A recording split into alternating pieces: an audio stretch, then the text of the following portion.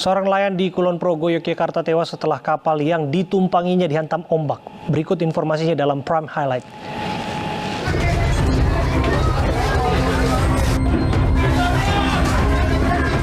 Sebuah rumah di kawasan pemukiman padat penduduk di Muara Baru, Penjaringan, Jakarta Utara terbakar.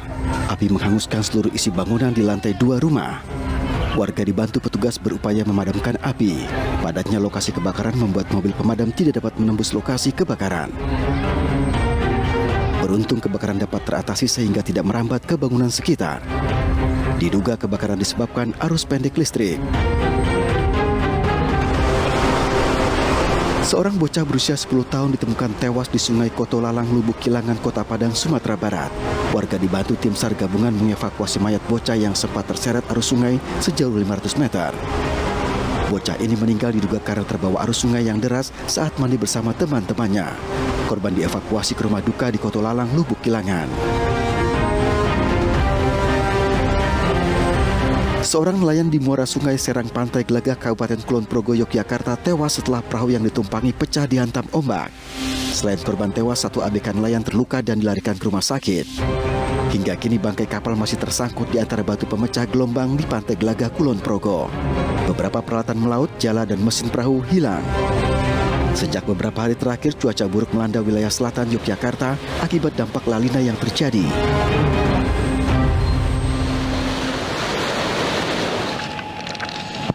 Peraturan racikan Menteri Nadiem menuai kontroversi. Permendikbud yang sedianya untuk pencegahan kekerasan seksual justru memanen kritik.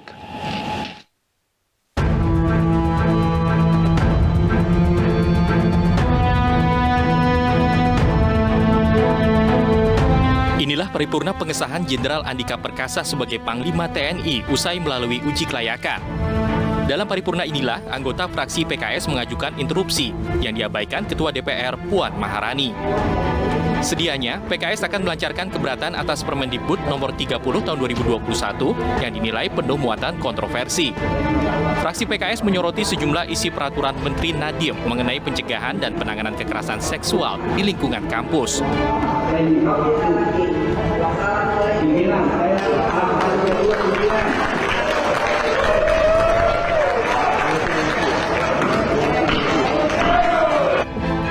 Fraksi PKS menuding pemerintah abai atas pasal-pasal yang dinilai memicu kontroversi.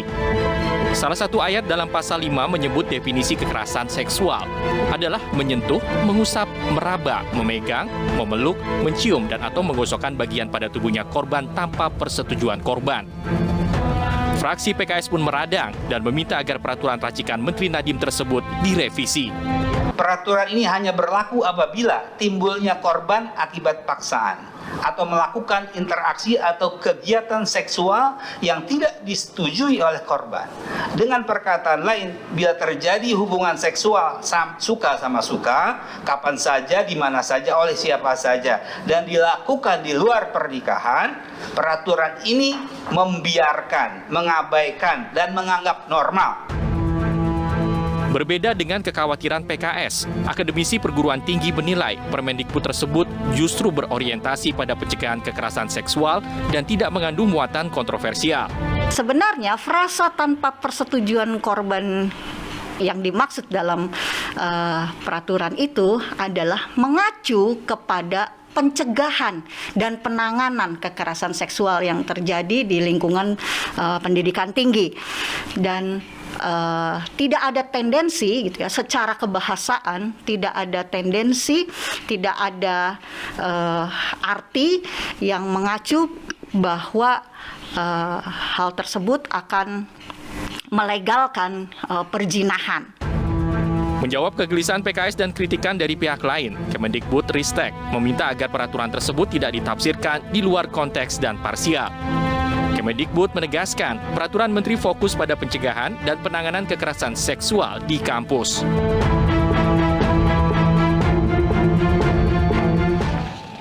Sudah bergabung bersama kami ada Ketua MUI Kholil Nafis dan Koalisi Masyarakat Sipil Anti Kekerasan Seksual Naila Rizky.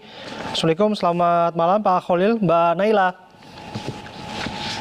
Selamat malam Mas Abraham. Assalamualaikum warahmatullahi wabarakatuh. Saya terlebih dulu ke Pak Kholil. Pak Kholil, saya tahu bagaimana pandangan yang disampaikan ini kaitannya dengan semangatnya tidak ada yang salah, tapi disebutkan muatannya ini bisa kebablasan. Maksudnya bisa dijabarkan?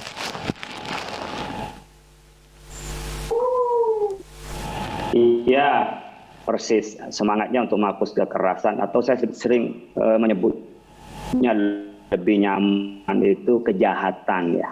Karena kekerasan itu mungkin bisa konotasinya positif, bisa juga negatif, meskipun didefinisikan di atas di Permendikbud itu adalah berkenaan dengan pelecehan ya. Tapi saya lebih untuk membuat kata yang menakutkan tentu adalah kejahatan seksual. Semangatnya boleh, semangatnya. Tetapi isinya mau dipahami bolak-balik gimana pun, tetap di situ adalah pemahaman yang dimana kekerasan atau kejahatan pahami jahat kalau itu tanpa persetujuan. Dan itu menyalip terhadap norma pendidikan nasional kita, bahwa kita ingin mencipta manusia yang bertakwa, beriman dan bertakwa. Ketika itu mengacu pada ketuhanan yang Maha Esa, berarti normanya adalah norma agama, agama apapun. Kalau saya Muslim adalah sebagaimana di Majelis Ulama adalah berdasarkan Islam, bahwa persoalan kekerasan atau kejahatan seksual itu bukan persoalan persetujuan, tapi persoalan legal dan tidak legal.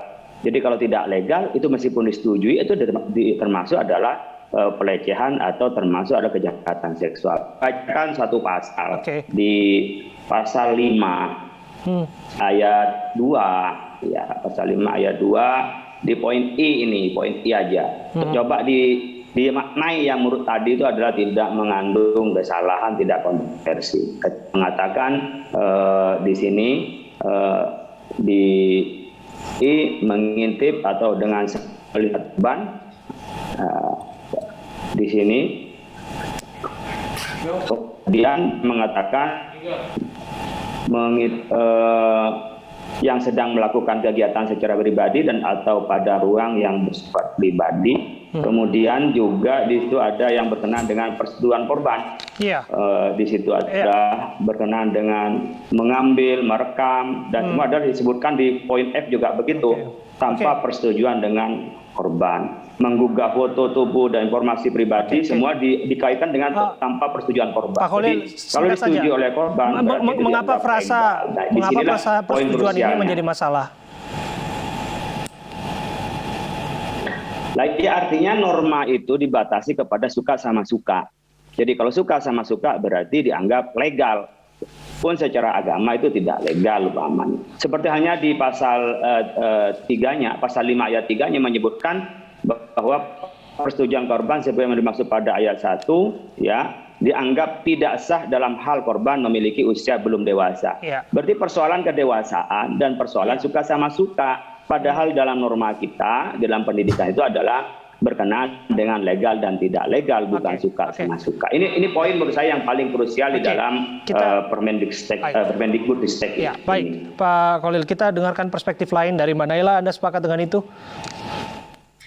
Saya rasa saya melihat ada beberapa kesalahpahaman dalam memaknai definisi dari kekerasan seksual, bahwa apa yang kemudian tidak diatur di dalam Permendikbud ini, terutamanya dalam hal hubungan seks konsensual tadi yang dikatakan sebagai suka sama suka, tidak bisa kemudian diartikan sebagai sebuah legalisasi. Legalisasi itu kan perlu ada perumusan ya, harus ada pembuatan produk undang-undang yang memang menyebutkan bahwa legalisasi, bahwa setiap perbuatan hubungan seks konsensual itu dilindungi. Nah, itu baru masuk dalam kategori legalisasi. Nah, dalam hal Permendikbud-Ristek ini kita bisa melihat bahwa sebenarnya ini lahir dari pengalaman korban, di mana korban tidak punya saluran untuk bisa cerita, tidak bisa mengadu kepada perguruan tinggi ketika mereka mengalami kekerasan seksual. Ketika mereka tidak punya itu, lalu kemudian mereka pada tahun 2019, kawan-kawan jaringan muda, kawan-kawan penyintas dan juga korban kekerasan seksual di ranah pendidikan tinggi berkumpul dan kemudian mengirimkan surat ya kepada Bapak Menteri untuk membuat Permendikbud ini, untuk membuat aturan yang bisa mencegah dan menangani kasus kekerasan seksual. Jadi semangatnya memang lahir untuk melindungi korban kekerasan seksual, semangatnya lahir untuk bisa memulihkan kondisi korban. Karena pada faktanya sampai saat ini kita tidak punya aturan yang secara komprehensif mengatur pencegahan, penanganan, dan pemulihan korban kekerasan seksual. Sehingga banyak sekali korban kekerasan seksual di luar sana yang kondisinya masih sangat traumatis, yang tidak mendapatkan keadilan dan juga pemulihan. Nah, semangat Permendikbud itu di sini. Sangat disayangkan ketika kemudian ini diartikan dengan legalisasi tadi. Ini benar-benar menjauhkan kepentingan korban. Jadi kita ngomongin soal korban kekerasan seksual, kita ngomongin deretan angka-angka orang-orang yang sudah mengalami kekerasan seksual, yang menderita, yang menangis setiap malam karena trauma, sementara di luar sana orang-orang ngomongin hal yang jauh berbeda dengan pengalaman dari korban. Nah, itu yang pertama, Mas Abraham. Yang kedua, kenapa konsep konsen ini penting? Karena konsep konsen ini bukan diartikan sebagai sesuatu yang lompat ya, diartikan sebagai seks bebas gitu. Kalau kita ngomongin persetujuan, jujur saya sebagai ibu, saya punya anak kecil. Dari kecil saya sudah mengajarkan konsep konsen ini, persetujuan, bahwa kalau kamu dipeluk, dicium orang lain, kamu tidak merasa nyaman, kamu boleh menolak. Nah, pentingnya itu kan. Anak kecil tahu, anak-anak kita tahu bahwa kita boleh menolak. Ada bagian-bagian tubuh yang tidak boleh disentuh oleh orang lain, dan kita berhak menolak itu. Kita berhak mengatakan orang lain tidak boleh menyentuh dan lain sebagainya. Nah, ini menghindarkan anak-anak kita dari kekerasan seksual maupun juga menjadi potensi menjadi pelaku kekerasan seksual. Karena anak-anak jadi tahu, oh saya nggak boleh menyentuh orang lain sembarangan. Saya nggak boleh mencium orang lain, dan lain sebagainya gitu. Nah, itu saya rasa adalah hal yang penting yang aku rasa luput untuk diajarkan sejak anak-anak gitu. Baik, saya bergeser kembali ke Pak Kholil. Pak Kholil, ini menarik ya, masuk akal yang disampaikan karena tidak ada legalisasi di sana secara formal. Yang mau saya silakan. Saya mau dua hal yang mau saya jawab dari Mbak Naila. Kalau Mbak Naila itu di perspektifnya orang yang menjadi korban, saya lebih besar lagi yang menjadi korban dan sebagai anak bangsa. Coba lihat di poin L-nya ini. Menyentuh, mengusap, meraba, memegang, memeluk, mencium, dan atau menggosokkan bagian tubuhnya pada tubuh korban tanpa persetujuan korban. Berarti kalau persetujuan berarti kita melihatnya gimana di kampus? Kan bukan hanya sama-sama setuju lalu dia gosok-gosokkan atau apa depan kampus. Apakah kita yang mohon maaf Pak Kholil, tapi kan tak lantas dengan adanya aturan itu kan tidak orang langsung tidak melakukan itu. Kan ada tata tertib, ada aturan di kampus yang juga melarang dan ada etika yang juga menjadi bagian dari hal yang dipatuhi oleh mahasiswa.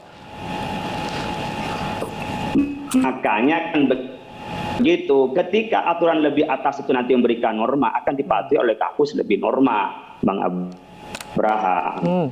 Kalau dibuka, berarti kan tergantung pada kampusnya. Kalau kampusnya mengikuti Permendikbud Ristek ini, membuka juga, berarti di depan kampus kan boleh dong melakukan seperti halnya yang disampaikan di sini, menyentuh, mengusap, meraba, memegang. Atau di sini disahkan kalau suka sama suka.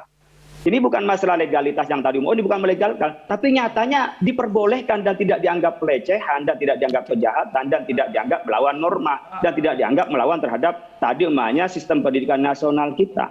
Yang kedua, kalau Mbak Naila mendidik anaknya, kamu kalau dipeluk merasa nggak nyaman, kamu meronta ya, kamu jangan mau. Kalau kami bukan begitu cara mendidiknya, kamu dipeluk siapapun yang bukan mahramnya, kamu tidak boleh. Jadi bukan karena persoalan setuju dengan orang lain, itu konsep pendidikan di kami bedanya barangkali konsep yang itu berdasarkan persetujuan, kami berdasarkan pada norma. Sehingga bukan pada soal dipeluk enak kamu diem aja meskipun bukan mahramnya. Kalau kami bukan, Anda jangan lakukan kalau kamu juga halal. Ini di masalah yang krusial seperti inilah persepsinya berbeda. Di sini ada berdasarkan pada individu semata, sementara kami menganggap ini norma yang harus kami tegakkan, bukan hanya persoalan yang dua mojok-mojok kan kita nggak enak. Tengah malam lewat ada orang kan biasa yang tempat yang remang-remang itu sama-sama suka. Nanti di kampus seperti itu, kampus tidak melarang. Kenapa? Karena Permendikbudristek tidak melarangnya. Apakah berarti kampus ini melanggar Permendikbudristek? Tapi saya pikir sebagai orang-orang terdidik, intelektual juga, apalagi rektorat pasti tidak akan menginginkan hal itu terjadi. Karena mereka butuh image dan citra yang harus dijaga. Bagaimana pandangan Anda, Mbak Naila? Ya, ada dua hal juga yang saya coba untuk sampaikan. Yang pertama, kalau ngomongin soal kesusilaan di depan umum, tadi ya mempertontonkan hubungan seksual di depan umum, itu sudah diatur dalam KUHP, Pak Holil. Mungkin bisa dicek di KUHP pasal 281, di situ sudah mengatur larangan tidak boleh melakukan tindakan asusila di depan umum.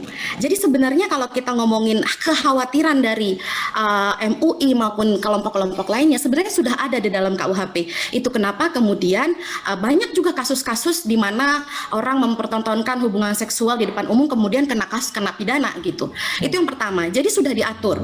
Jadi tidak diatur dalam Permendikbud kemudian dilegalkan karena memang sudah ada aturannya di KUHP. Nah, yang kedua ngomongin soal konsen tadi, ini membedakan antara mana yang kekerasan seksual dan yang mana yang tidak. Kekerasan seksual bisa terjadi, dilakukan oleh mahram ataupun bukan mahramnya. Kekerasan seksual bisa dilakukan oleh orang tua kepada anaknya, bisa dilakukan oleh pasangan kepada istrinya, bisa dilakukan oleh anak kepada orang tuanya. Jadi ketika kita cuma mengajarkan kamu boleh dipeluk hanya oleh mahramnya atau tidak boleh dipeluk oleh bukan mahramnya, itu kurang. Kita harus menanamkan konsep konsen juga. Jadi siapapun yang melakukan atau mengajak melakukan aktivitas apapun tanpa persetujuan kamu berhak menolak. Itu merupakan kekerasan seksual. Anak melakukan hubungan seksual kepada orang tua secara paksaan ataupun tidak paksaan gitu ya, itu kan kekerasan seksual. Anak ada incest gitu kan. Nah, itu kekerasan seksual. Di sini yang saya rasa penting untuk bisa membedakan apa itu konsen dan kemudian dampaknya kepada bagaimana kita memahami kondisi korban kekerasan seksual. Iya, ini menarik. Bagaimana kemudian hal itu dimulai dari individu berdasarkan kesadarannya. Bukankah kemudian norma itu dibentuk oleh individu-individu yang hidup berkelompok, begitu Pak Holil? Ya, itu yang beda. Pola pemandangan teman-teman yang pada pandangan konsen tadi aja persetujuan. Persetujuan kan sangat relatif nantinya. Sementara kita sudah punya tujuan pendidikan agar menjadi manusia yang beriman dan bertakwa. Kalau dasarnya beriman bertakwa, tadi bicara soal undang-undang KUHP berkenaan dengan kekerasan, malah dengan mengacu pada undang-undang itu tanpa persetujuannya dibuang. Menyentuh di depan umum, mengusap, meraba, itu nggak usah pakai persetujuan. Mau persetujuan mau tidak persetujuan, itu adalah kekerasan. Kalau kita berdasarkan norma beriman dan bertakwa, di sini letaknya memberikan di sini ruang terbuka, padahal membaca undang-undang lain yang sudah ditutup. Itu bertentangan apa yang dikatakan oleh Mbak Naila. Yang kedua berkenaan dengan orang tua, suami kepada istri. Di situ kan ada norma lain berkenaan dengan nyaman dan tidak nyaman. Nanti bisa saja suami meluk istrinya karena nggak nyaman dianggap kekerasan. Di situ yang berbeda antara kami dengan mereka. Dalam konsepnya hanya pada nyaman dan tidak nyaman, perasaan setuju dan tidak setuju. Di kita ada aturan norma yang tadi Pak Holil, berdasarkan kami mohon maaf waktu terbatas, sangat disayangkan. Tapi prinsipnya kita menemukan ketidaksepakatan di sini. Tidak apa-apa. Perbedaan itu kan menajamkan pandangan dan memperluas wawasan demi kemajuan bangsa ini. Terima kasih sekali lagi waktu Anda sudah berbincang bersama kami, Pak Holil dan juga Mbak Naila. 7 hari kepergian Vanessa dan suami, warga dan penggemar tetap antusias berziarah. Kami hadirkan informasinya satu.